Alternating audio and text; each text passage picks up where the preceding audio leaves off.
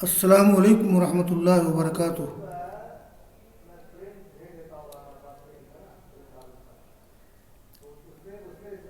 عزیز طلبہ،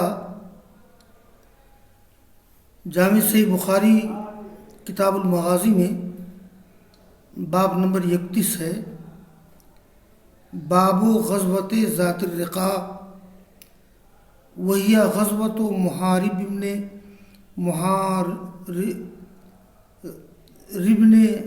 خصفہ من بنی ثعلبۃ من غطفان فنزل نخلا وهي بعد خیبر لأن ابا موسیٰ جاء بعد خیبر۔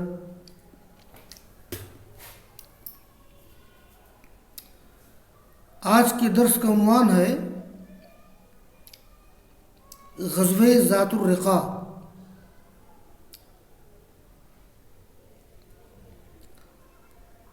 امام بخاری نے جو عنوان قائم کیا ہے، اس عنوان اور اس کے تحت آنے والے احادیث کے درس سے پہلے میں غزوہ ذات الرقاع کے بارے میں کچھ بنیادی تمہیدی باتیں ذکر کرنا ضروری سمجھتا ہوں۔ غزوہ ذات الرقاع کے سلسلے میں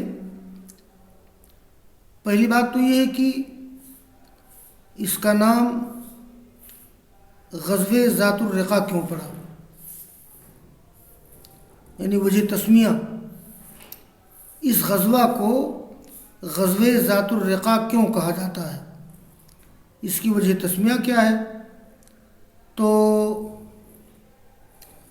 امام بخاری نے اس کی جو وجہ تسمیہ ذکر کی ہے آگے بعض حدیث کی روشنی میں، وہ وجہ یہ ہے کہ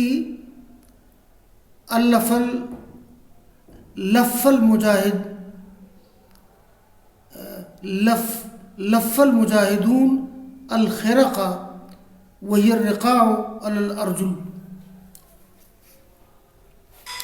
یہ رقاع واحد رقعۃ، یہ کپڑے کا ٹکڑا، کپڑے کا پیوند۔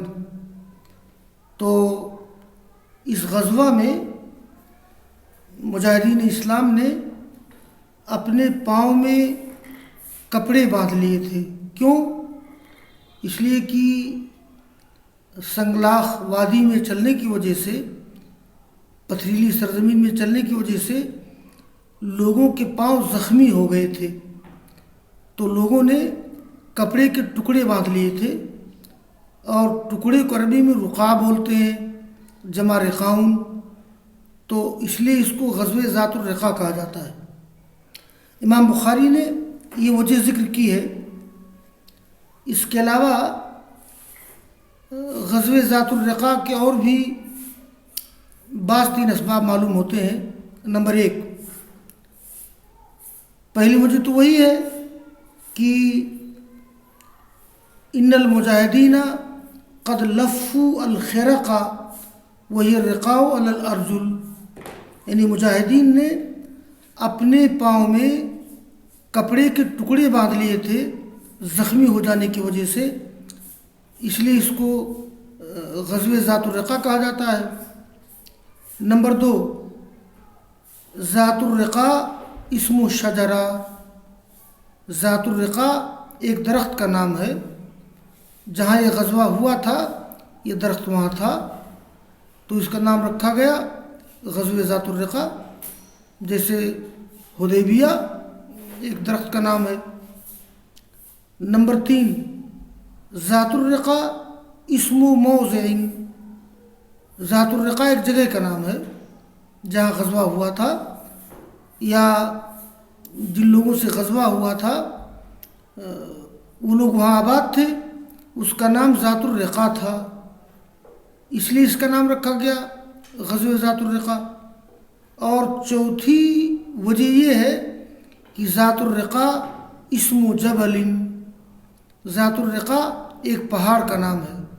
جہاں غزوہ ہوا تھا، جنگ ہوئی تھی، وہاں ذات الرقاع نام کا پہاڑ تھا۔ تو اس غزوہ کو ذات الرقاء کہنے کے 4 اسباب۔ نمبر 1، مجاہدین نے زخمی ہونے کی وجہ سے اپنے پاؤں میں کپڑے لپیٹ لیے تھے، جیسا کہ آگے ذکر آئے گا، اور امام بخاری نے یہی بات بیان اسی کی طرف اشارہ کیا ہے۔ دوسری وجہ ذات الرقاء اسم شجرہ، ایک درخت کا نام۔ تیسری وجہ ذات الرقاء اسم موضع، ایک مقام کا نام۔ چوتھی وجہ ذات الرقاء اسم جبل۔ یہ بات ہو گئی ذات الرقاء کی وجہ تسمیہ کے بارے میں۔ دوسری بحث یہ ہے کہ غزوہ ذات الرقاء کب پیش آیا ہے۔ تو اس سلسلے میں جو عام اہل مغازی ہیں اور امام بخاری، تو عام اہل مغازی کے نزدیک غزوہ ذات الرقاء سن 6 ہجری میں پیش آیا ہے، اور امام بخاری نے اس غزوہ کے ذکر کی ترتیب میں عام اہل مغازی کا خیال کیا ہے۔ تو عام اہل مغازی کے نزدیک یہ غزوہ سن 6 ہجری میں پیش آیا ہے، اور امام بخاری کے نزدیک یہ غزوہ سن 7 ہجری میں غالباً ربیع الاول میں غزوہ خیبر کے بعد پیش آیا ہے، جو محرم سن 7 ہجری میں پیش آیا ہے۔ تو امام بخاری کے رحم اللہ کے نزدیک غزوہ ذات الرقاء غزوہ خیبر کے بعد پیش آیا ہے، اور غزوہ خیبر یہ محرم سن 7 ہجری میں ہوا ہے، تو اور یہ غزوہ ربیع الاول میں ہوا ہے۔ تو امام بخاری رحم اللہ کے نزدیک غزوہ ذات الرقاء یہ سن 7 ہجری میں غالباً ربیع الاول میں غزوہ خیبر کے بعد پیش آیا ہے، اور غزوہ خیبر محرم سن 7 ہجری میں پیش آیا ہے۔ امام بخاری نے اس کی جو دلیل دی ہے، تو میں اس دلیل کی وضاحت کر دیتا ہوں۔ اس کی دلیل یہ ہے، اس غزوہ میں ابو ہریرہ اور ابو موسیٰ اشعری بھی شریک تھے۔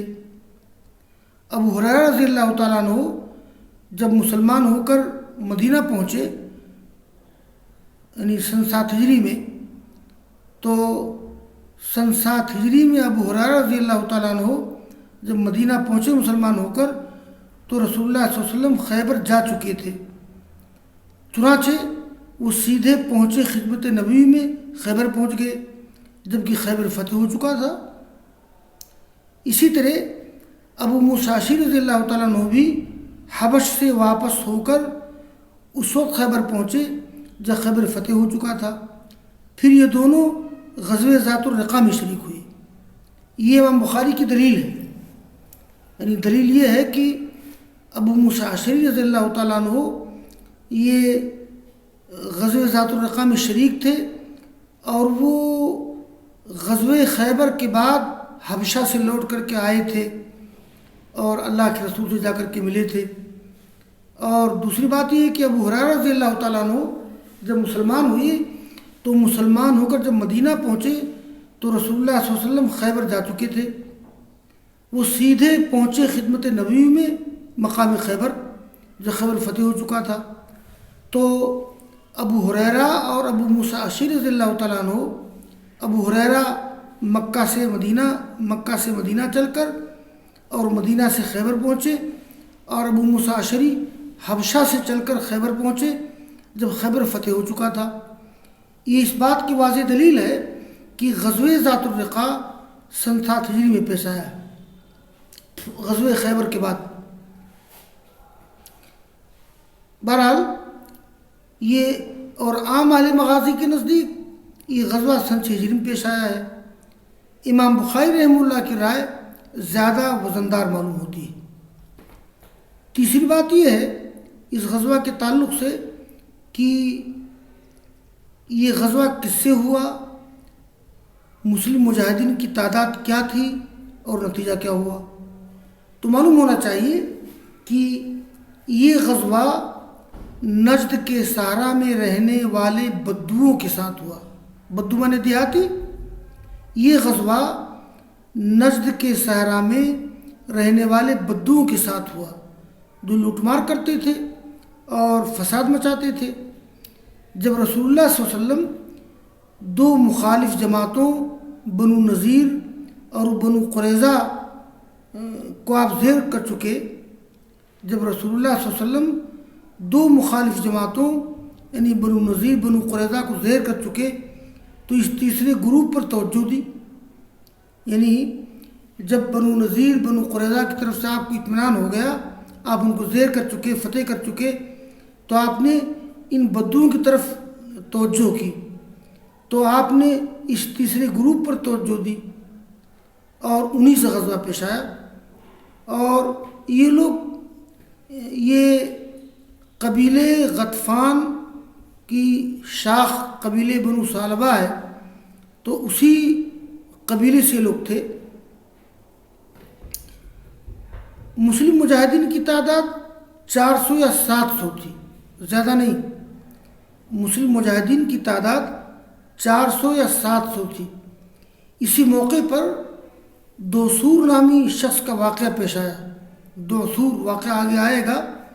وہ سفر میں آپ نے تلوار لٹکا دی تھی، سو گئے تھے آپ، تو ایک شخص آیا تھا آپ کی تلوار لے کر کے کہا تھا کہ من یمنعک منی، بہت مشہور واقعہ ہے۔ اس واقعے کا ذکر آگے آئے گا۔ تو اسی موقع پر دوسور نامی شخص کا واقعہ پیش آیا جو بعد میں مسلمان ہو گیا، اور اسی موقع پر صلاۃ خوف پڑھی گئی۔ غزوہ ذات الرقاع کے موقع پر صلاۃ خوف پڑھی گئی تھی۔ نجد کے اعرابی، تو یہ نتیجہ کیا ہوا؟ نجد کے اعرابی اس غزوہ سے مرعوب و مغلوب ہو گئے، جو بنو انمار یا بنو غطفان کی دو شاخوں بنو ثعلبہ اور بنو محارب سے تھے۔ یہ بدو کس قبیلے کے تھے؟ یہ بنو انمار جو بنو غطفان کی دو شاخوں بنو ثعلبہ اور بنو محارب سے تھے، تو ان لوگوں سے غزوہ ہوا تھا۔ تو جیسا کہ میں نے ذکر کیا کہ عام اہل مغازی کے نزدیک یہ غزوہ سن 6 ہجری میں پیش آیا ہے۔ امام بخاری کی تحقیق کے مطابق یہ غزوہ سن 7 ہجری میں پیش آیا ہے، لیکن امام بخاری نے اس غزوے کا تذکرہ اہل مغازی کی ترتیب کے مطابق غزوہ خیبر سے پہلے کیا ہے، لہذا اشکال نہیں ہونا چاہیے۔ دیکھیے، تو باب غزوۃ ذات الرقاع وہی غزوۃ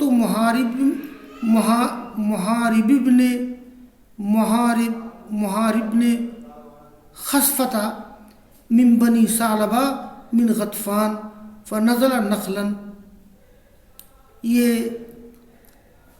یہ غزوہ کس کے ساتھ پیش آیا تھا؟ محارب بن خصفہ کے ساتھ، جو بنو ثعلبہ سے تعلق رکھتے ہیں، اور بنو ثعلبہ قبیل غطفان کی شاخ سے تھے۔ فنزل نخلا، اس میں آتا ہے کہ آپ مقام نخل پر وارد ہوئے، آگے ذکر آئے گا مقام نخل کا۔ وہی بعد خیبر، اور یہ غزوہ خیبر کے بعد پیش آیا ہے۔ کیوں؟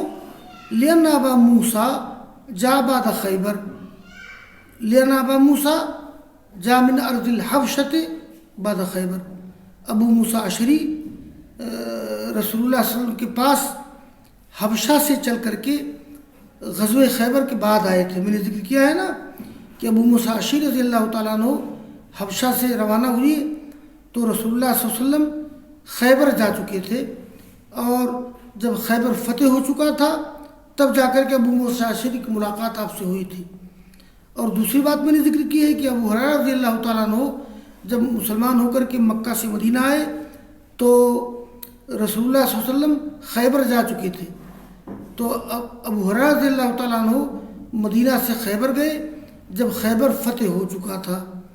تو اس سے معلوم ہوا کہ یہ غزوہ خیبر کے بعد پیش آیا ہے، اور آگے پھر احادیث کا سلسلہ شروع ہوگا۔ وآخر دعوانا ان الحمد للہ رب العالمین۔